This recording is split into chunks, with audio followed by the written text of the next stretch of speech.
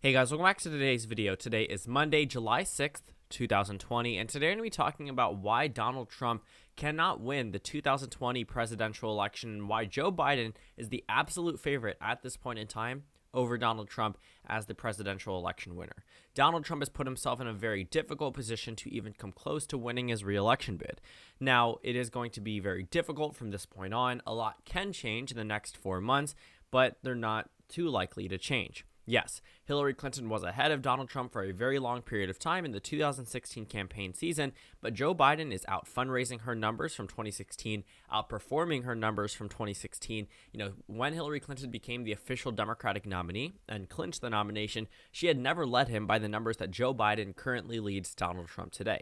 And the fact that she only lost 3 crucial states by less than 1%, any minimal improvement amongst the Democratic Party would ultimately win them the presidential election based off the 2016 numbers. Despite Donald Trump's ability to flip a number of swing states, there were only 3 that truly mattered, and they were narrow victories for President Trump. He has since lost a very solid base in a number of those states, and of course, he's going to retain that 42% of the country on his side. But a lot of those voters that were within that 6% that ended up voting for him and put him over in a plurality in a number of key states that we'll get to in just a moment have since wavered in favor of the Democratic Party. So let's take a look at this electoral map. I have 204 Republican electoral votes and 201 Democratic electoral votes. I've decided to, label all of the true toss-up states that were decided by less than a 5% margin of victory back in 2016. That leaves 133 electoral votes, almost all of the swing states that Donald Trump carried in 2016. Unfortunately for him, he has lost a pretty significant portion of the vote in a number of these states, most notably in the Rust Belt. In all 3 of these states, Donald Trump is negatively approved of by double digits or higher than negative 10%, which means he's not going to be going in to this election viewed favorably. Yes, President Barack Obama did have a time period where he was at 46% in 2012, but that's higher than what Donald Trump is at right now, and that was on the low end of President Obama's approval rating.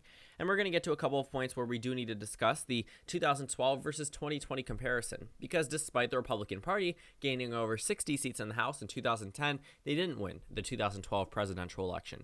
But there are some clear differences between then and now, and clear differences as to why Donald Trump is at a very low point and will likely not win re-election. This isn't just a 2020 electoral college projection. In fact, you're probably not going to see me classify any of these purple states, but we need to talk about why Donald Trump, number one, is in such a bad position, and number two, looking at the overall grand scheme of things, it's not just the presidential election. He's been down for quite some time now, and it's only now solidifying as we get closer to the election. So when we take a look at these 133 true toss-up electoral votes, Colorado, Nevada, and Minnesota and New Hampshire are all states that went, and Maine at large, are all states that went to Hillary Clinton back in 2016. I can almost guarantee that Joe Biden will improve amongst Hillary Clinton's margins. In fact, the Economist model, which is a very accurate model in itself, gives Joe Biden at least 240 electoral votes at its lowest end of the projection, which means he already outperforms Hillary Clinton by 8 electoral votes, and that's the lowest end. Outperforming 4 years prior on the low end puts you even closer to 270 to win, and also makes you a lot more feasible as an election candidate. In fact, on the higher end of the Economist model, Donald Trump doesn't even reach 306. So even in his best case and what seems to be a very good scenario for President Trump, he still doesn't reach 306. He peaks off at around 295, 296. So looking at this electoral map, what states are now competitive in 2020? Well, the states that we probably will see become true toss-ups following the 2020 election aren't just the ones on your screen. We're probably going to see states such as Iowa and Ohio and Texas and Georgia narrow up, and then see other Democratic states such as Colorado and Nevada and Minnesota and New Hampshire bracket out, and Michigan bracket out of the true toss-ups column. So while there are a number of states in 2016 that were decided by less than 5%, Joe Biden is already pulling ahead of Donald Trump in a number of these key states by much larger than 5%, 17% in Colorado for a state that went to Hillary by 4.9%, or going by 8% in Michigan, a state that Donald Trump carried by 0.27% in 2016. So Donald Trump, number one, is not doing well against Joe Biden whatsoever, and Joe Biden is dramatically outperforming Hillary Clinton's numbers. And as this current pace continues, we could possibly see Pennsylvania move out of the true toss-up column. Possibly see Florida at this rate move out of the true toss-up column. Now, I know that's a very good scenario for Joe Biden, but it is also pretty likely given the numbers that we have right now. So let's take a look at his approval rating. 56% of America disapproves of President Trump compared to 41%. Let's take a look back at just a couple of months ago. Back in March, Donald Trump had a 50% disapproval rating and a 46% approval rating amongst Americans. It pretty much leveled off at around 46%, but that's highest than it's ever been, all the way dating back to, right around this time period in January. His approval rating was at the highest point ever since he took office back in March of 2020. So he was on track to possibly win the election. So what changed? Well, number one, the George Floyd situation and a number of other police brutality cases across this country that were starting to be, brought back up in discussion. I mean, we're talking about cases that happened in August 2019 that people are just now calling for justice in July 2020. The protests are still occurring 100%. You see them in New York City, in Baltimore, in DC, wherever you're looking, in any main city. We're still seeing Black Lives Matter protests, and it doesn't matter if the media doesn't cover it. It's still there. The energy is on the Democratic Party side because Donald Trump sent out that tweet just a couple of weeks ago calling the protesters, thugs. And I understand he was referring to those who are rioting, that are at, most of them actually aren't even protesters that are in support of the Black Lives Matter movement. A lot of them are just taking advantage of the situation. Not a lot, but those select few that try to use the issue of a protest to try to, for personal benefit. There's a whole issue with, I guess you could say, performative activism as well. But I will say that Donald Trump saying that, when the looting starts, the shooting starts, I think that's what officially, outraged all of Black America. With a man that only got 8% of the Black vote in 2016, you can almost guarantee they will turn out in numbers very rivaling the Obama election numbers. 66-67% turnout amongst Black Americans could possibly overperform the white turnout in this country. So I will say that will, number one, be a death blow to the Donald Trump campaign because Hillary Clinton only narrowly lost in 2016. And if the Democrats even narrowly, and I mean narrowly, outperform Hillary Clinton's numbers, a very hated candidate, someone who underperformed President Obama, Joe Biden is by no means worse than Hillary Clinton as a candidate. He has less scandals. I mean, they're attacking him on his mental capability, which means they don't have literally anything else. And I can promise you, America does not care. If they did, he wouldn't have been the nominee. If they did, he would have fallen out in numerous debates. I see a lot of rhetoric saying Trump and Biden, once they get into a debate, Trump will destroy Biden. Same thing was said for Bernie Sanders. Same thing was said for a lot of these other Democratic debates that once Biden started speaking, his numbers would drop. They didn't. So I will say that, yes, maybe he will not perform as well as Hillary Clinton did against Donald Trump in a debate. But Donald Trump also says his fair number of things that also are detrimental to this campaign. Because if you notice one thing, the reason why Donald Trump is going down is because of Donald Trump, not Joe Biden. And I think that's fundamentally the problem for number one, for his reelection bid.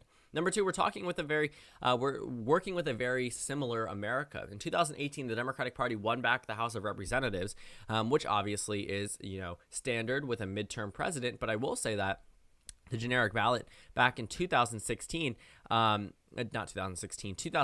the Democrats had 51% of the vote and 42% for the GOP. Now the Democrats are at 49% and 40% for the GOP. So they are, underperforming by the same exact amount on both sides of the aisle. And I will say that if we are working with any type of similar landscape from 2018, and if Americans are voting for Democrats as much as they did in 2018, look at the popular vote switch. In 2018, 53% of people voted for Democrats, 45% voted for the Republicans. Even going back all the way to 2014, it was only 51% to 46%. In 2010, in the year that they won 60 seats, the Republicans got 52% to 45%. So the margin was larger in 2018. The Democrats got the largest portion of the vote for any political party in the past couple of decades. So 53% of Americans voted for the Democratic Party. And the problem with comparing it, saying, yes, the Republicans won 2010, but they didn't win in 2012. So midterms are in no way an indicator of the presidential election winner. That's not true. We're working with a very similar landscape. The same people who voted for the Democrats back in 2018 are the same people that are saying they are going to vote for Democrats in 2020. That did not happen in 2012. Let's go ahead and take a look at 2012. The generic congressional vote, the Republicans actually led by 0.2%. They never led by the same margin that the Democrats are leading right now any time. I mean, throughout the entire polling from February 2011 to November 2012, it was always a close race, and it ended up being a close race on Election Day. The Democrats won the generic congressional vote by 1.2%, and that's with a presidential election victory. But it also is important to note that this pretty much mimicked the data that we had, the polls that were taken about the generic congressional vote. It was off by 1.4% in favor of the Democratic Party, but it always showed a close race.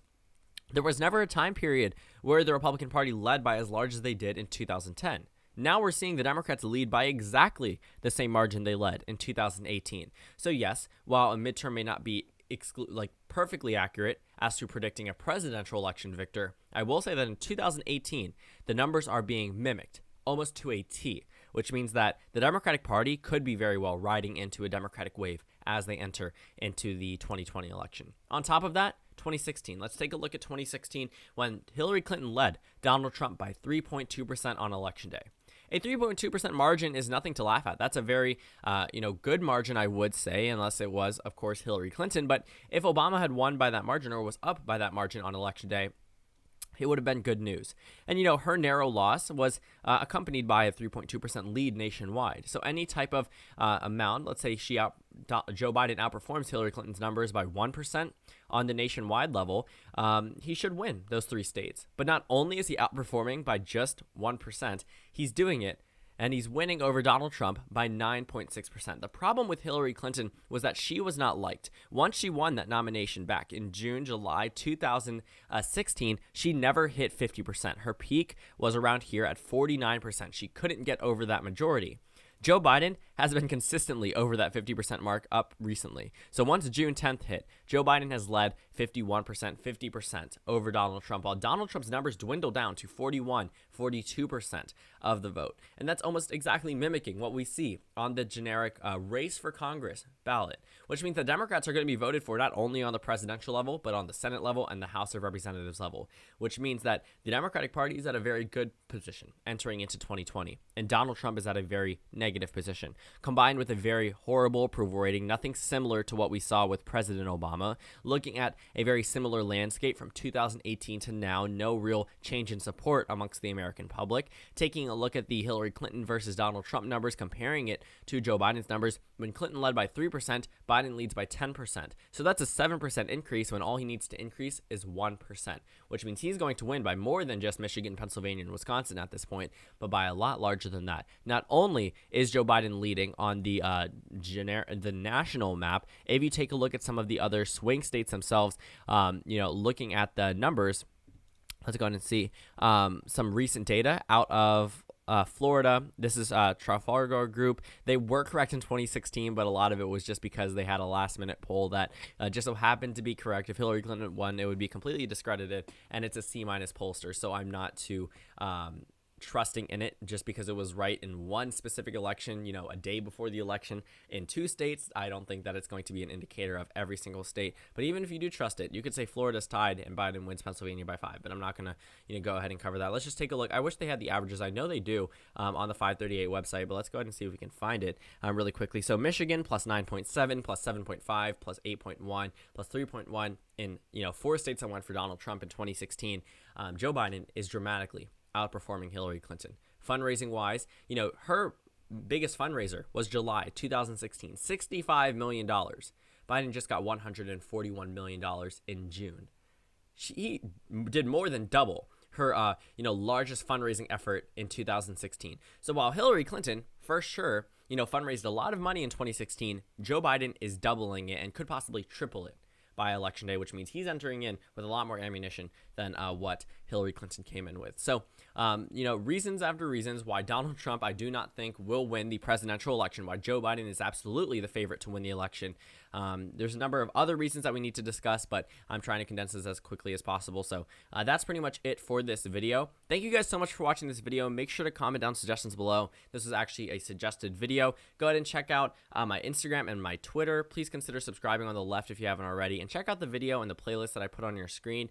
Please consider joining as a member on my channel. Again, thank you guys so much for watching this video, and 47,000 subscribers. I hope we hit 50K soon, and I will see you all later today.